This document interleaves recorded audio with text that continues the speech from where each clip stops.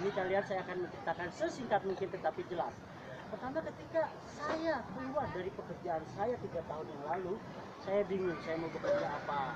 Akhirnya apa? Saya berpikir, saya mau dagang di Kota Tua. Jadi dari Bogor ke Kota Tua niatnya adalah berdagang. Tetapi yang terjadi ketika saya sampai Kota Tua, saya tambah bingung. Kenapa? Karena saya melihat di sini sudah banyak sekali pedagang. Mungkin ada jumlahnya sekitar ratusan pedagang pada saat itu. Saya berpikir, ini mau dagang apa ini? Sudah banyak pedagang. Nah, dalam kebingungan justru saya berterima kasih pertama sama Allah Subhanahu wa taala. Kedua, saya berterima kasih sama Meriam karena Meriamlah yang memberi inspirasi saya. Kenapa kok bisa saya bilang berterima kasih sama Meriam? Pertama, ketika saya memperhatikan orang datang ke Kota Tua itu membawa kamera, selalu berfoto di Meriam. Itu nggak berhenti. Jadi setiap kali mata memandang Meriam, ada orang berfoto. Setiap kali memandang Meriam, ada orang berfoto. Baru saya punya pikiran bahwa kalau gitu saya menjadi objek foto aja di dekat-dekat Meriam dengan warna yang sama menyerupai Meriam.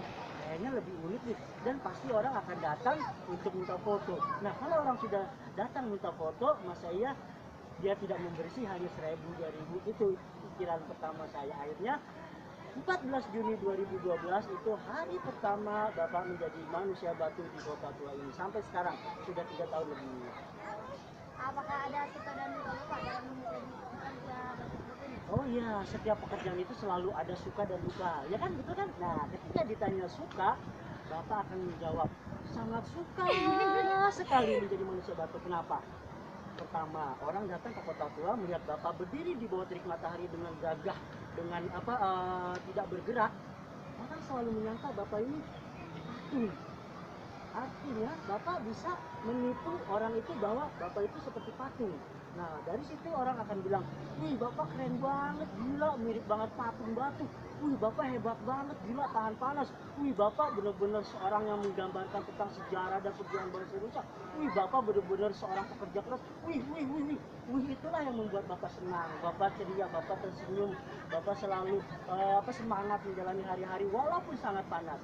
Nah, kalau ditanya duka, tidak ada satupun Bapak merasakan duka, karena rasa duka itu sudah terkalahkan dengan rasa ceria dan semangat. Tetapi ada kendalanya. Ayo, apa kendalanya? Apa yuk? Pertama, ketika cuaca yang sangat panas di jam 12 siang sampai dengan jam 3 sore, itu pasti akan sangat melelahkan. Tetapi karena Bapak sudah sangat semangat, jadi rasa panas itu sudah kalah. Tetapi itu kendala. Ketika musim hujan, ketika ada anak-anak kecil yang datang godain, kelitik-kelitik, jenggot-jenggot kuping, jorokin, itu selalu ada setiap harinya. Tapi karena Bapak sudah ceria dan semangat, kendala itu terkalahkan.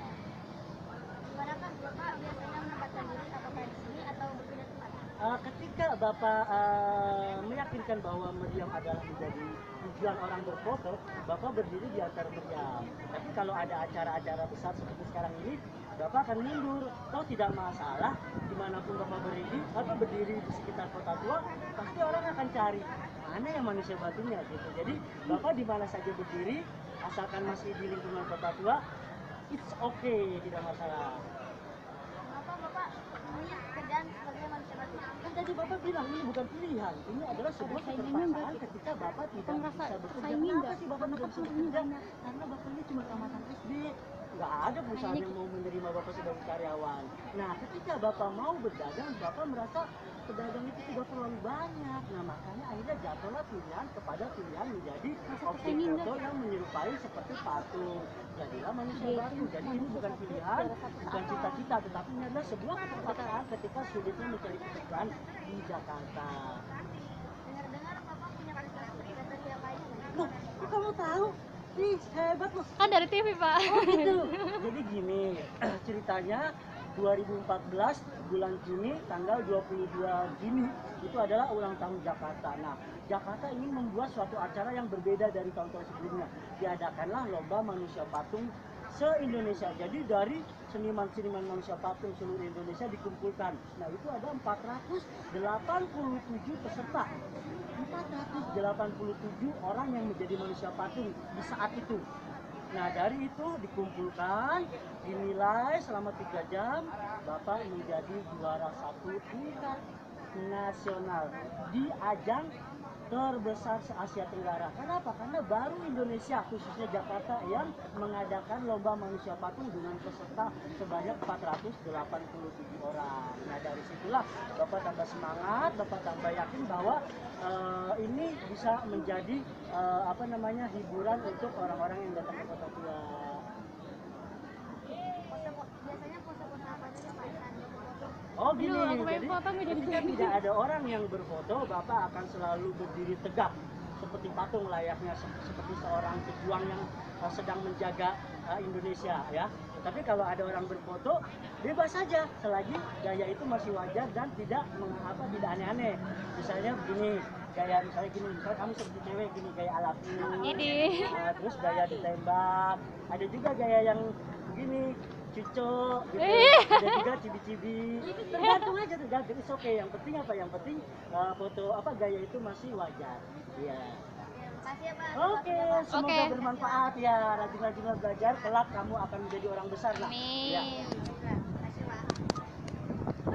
Ya.